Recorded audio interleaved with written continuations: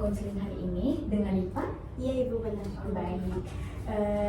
Di sini terdapat 3 kursi yang boleh Rifa pilih untuk Rifa duduki dan tentunya merasa nyaman Di kursi ini.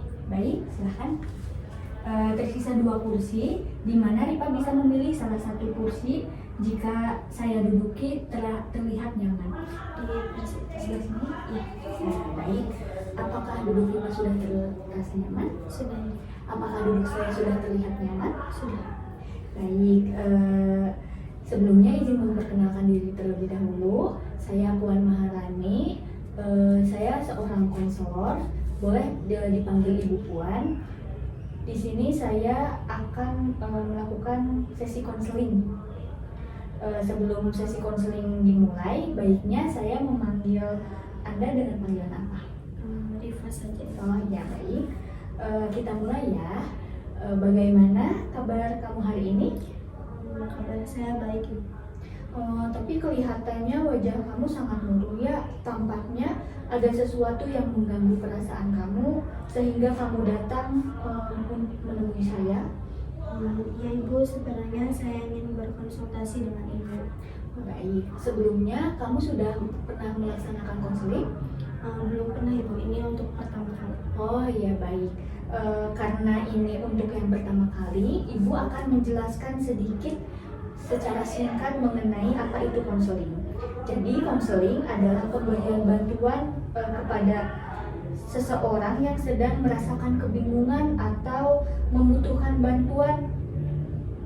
Ini dilakukan dengan cara berdiskusi dan dengan menggunakan teknik tertentu.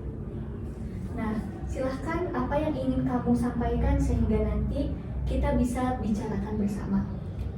Tapi Ibu, saya merasa takut masalah yang sedang saya alami ini membuat orang lain tahu.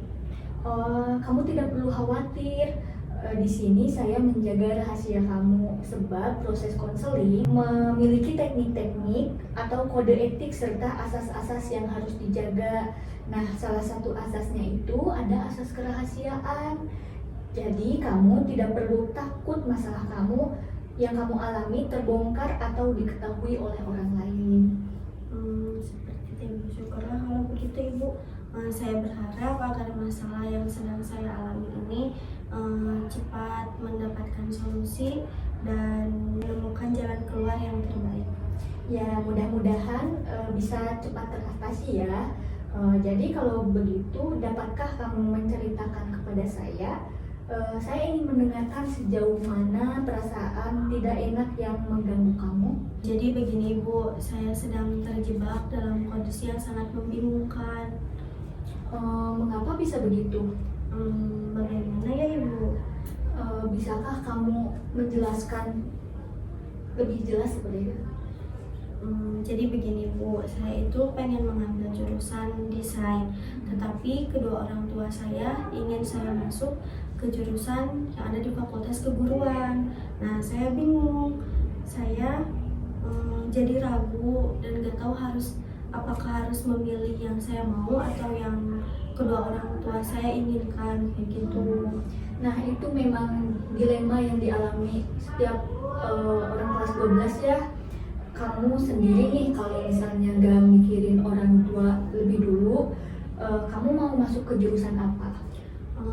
Saya pengen masuk ke jurusan desain komunikasi visual Bu, karena saya suka ngedit, terus saya juga suka membuat poster, dan saya selama sekolah itu suka ikut lomba-lomba desain kayak gitu.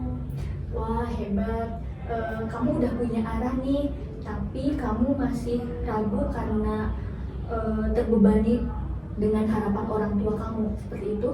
Ya, seperti itu Ibu. Saya juga merasa takut kalau misalkan saya memilih jurusan yang saya mau, mereka akan kecewa. Tetapi di satu sisi juga saya merasa takut jika saya mengikuti keinginan orang tua, saya akan merasa terpaksa dan tidak sungguh-sungguh nantinya, kayak gitu. Nah, untuk sebelumnya kamu pernah ngobrol gak dengan orang tua kamu soal ini? Belum benar-benar sih Bu, paling cuma selewat doang.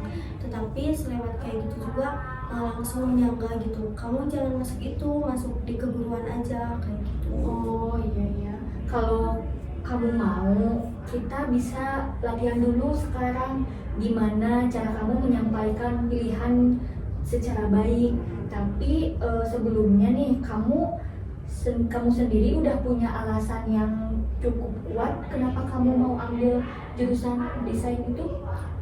Sudah Ibu, karena saya juga pernah menjuarai beberapa lomba desain, terus membuat poster juga. Saya senang kalau ngerjain tugas-tugas desain dari sekolah kayak gitu, dari guru-guru, dan saya juga sudah mencari tahu prospek kerja ke depannya itu bagaimana. Ternyata banyak peluang juga asalkan sayanya sungguh-sungguh dan mendalami secara mendalam kayak gitu. Itu alasan yang cukup kuat sih menurut saya. Kamu sudah cukup siap menyampaikan pilihan kamu. Gimana kalau misalnya nanti malam kamu ajak ngobrol pelan-pelan dan tunjukkan hasil karya kamu? Ya Ibu, saya bisa coba. Saya juga punya portofolio Ibu yang bisa saya tunjukkan kepada orang tua saya. Wah itu bagus tuh, bisa bantu mereka lihat keseriusan kamu.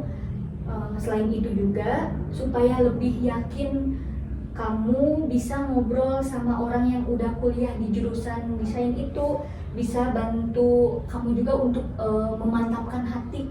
Nah, kebetulan Ibu saya punya kakak kelas yang kuliah di jurusan yang saya mau. Nah, saya juga berarti bisa bertanya-tanya ya nantinya ke kakak kelas itu. Nah ya betul seperti itu, bagus. Jadi kamu bisa mencoba untuk menanyakan tentang jurusan itu kepada kakak kelas kamu. Jadi hari ini kamu sudah lebih jelas ya tentang pilihan kamu? Iya Ibu, sekarang itu rasanya lebih lega. Saya tahu apa yang saya mau, kemudian saya juga jadi berani untuk menyampaikannya kepada orang tua, dan bagaimana cara penyampaiannya saya sudah yakin bagaimana cara menyampaikannya. Itu yang paling penting, menyampaikan dengan tenang dan penuh tanggung jawab. Saya percaya kamu bisa dan bisa melewati posisi ini. Terima kasih banyak Ibu, karena ternyata setelah perbincangan ini saya mendapatkan pikiran yang lebih jernih lagi. Sama-sama, saya senang kamu bisa menemukan kejelasan hari ini. Ingat ya, kamu yang akan menjalani masa depan kamu, jadi kamu berhak untuk menentukan arah yang sesuai dengan diri kamu. Ya Ibu, saya dari saat ini saya akan menjalaninya dengan sungguh-sungguh. Terima kasih atas waktu yang sudah Ibu luangkan. Sukses terus ya, dan kalau ada yang perlu diobrolin, pintu saya selalu terbuka buat kamu. Baik Ibu, terima kasih banyak. Ya, assalamualaikum. Hati-hati di jalan. Terima kasih.